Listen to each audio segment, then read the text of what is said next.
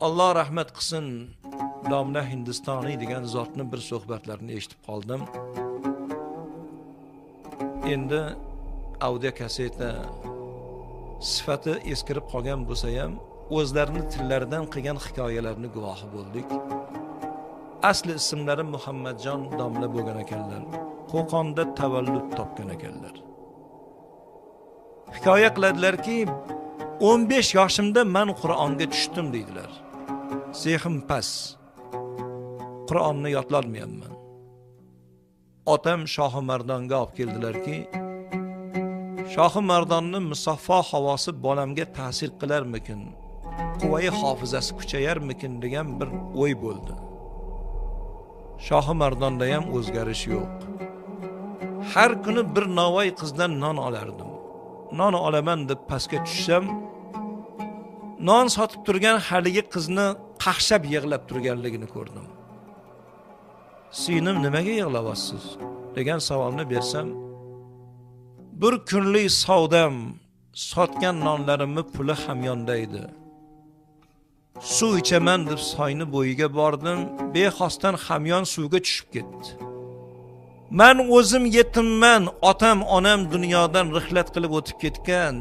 Bir novvoyni asrandi qiziman, xonadonida yetimman, sig'indiman. Har bitta kunim g'urbatda o'tadi, ayoli ko'p zulm qiladi. Hozir shu holatda kirib borsam, o'limim aniq muqarrar" degan gapni gapirdi. Ko'nglim ag'darilib ketdi, ko'zimga yosh qalqib keldi. Nima qilsam, yordam qilsam bu yetimga? Cho'nchagimga qo'limni solsam, bitta nonga yetadigan pulim bor deydilar. "Singlim, shu hamyon tushgan joyini ko'rsatasizmi?" Ko'rsataman." Soyni bo'yiga kelib hamyon tushgan joyini ko'rsatdilar. Kech kuz bo'lsa ham, odamni badani junjib turadigan sovuq bo'lsa ham, Allohga tavakkal qilib suvga tushdim deydilar. Yarim soat harakat qilib hamyonni topib olib chiqqanimda, yetim bechora o'zini qo'yarga joy topa olmayapti. Rahmat ustiga rahmat. Shunda men dilimdagi bir gapni izhor qildim. "Singlim, yetimman degan gapni aytdingiz. Menday bir faqir bechoraning bir iltimosi bor. Shuni ado qilasizmi? Nima iltimosiz? Yetimmi duosi ijobat bo'ladi. Qiblaga qarab qo'lingizni ochib duo qilsangiz, 3 ta narsani Xudodan menga so'rab bersangiz, men yetib turaman, orqamdan qaytarasiz. Nima deb duo qiling?" deganlarda, birinchi so'raydigan narsangiz umringiz uzun bo'lsin, sermahsul bo'lsin. O'tkazgan umringizdan o'ziz rozi bo'ling, Alloh rozi bo'lsin deb duo qiling. Umringiz uzun bo'lsin, sermahsul bo'lsin deb duo qildi deydilar.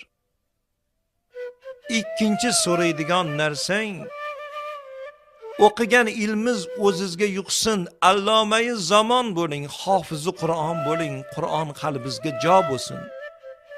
Olimlar orqangizda yursin deb duo qiling. O'qigan ilmingiz o'zingizga yuqsin, allomai zamon bo'ling, hofizi Qur'on bo'ling. Olimlar orqangizda xizmatingizni qilsin deb duo qildi. Uchinchi so'rab beradigan narsangiz, qo'lingizni ko'tarib duo qiling. Boshingizga balo kelganda yoriz Xudo bo'lsin. Alloh o'zi aziz qilsin, xor qilmasin. Musibat kelganda Xudo kifoya qilsin. Alloh aziz qilsin deb duo qiling. Boshingizga balo kelganda yoriz Xudo bo'lsin deb duo qildi deydilar. Mana shu yetim qizni yurakdan chiqarib qilgan duosi ijobat bo'lganligini men sezdim deydilar. Tez fursatda Alloh meni qulfi dilimni ochdi.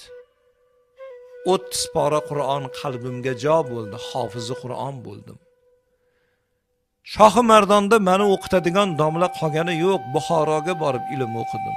Buxoroda o'qidim. Maslahat berishdi Hindistonga, Lohir degan joyga borishni. Hindistonga ketdim, Lohirda ham ilm o'qidim. 30 yil umrim Hindistonda o'tdi. Vatan ishqida yurdim.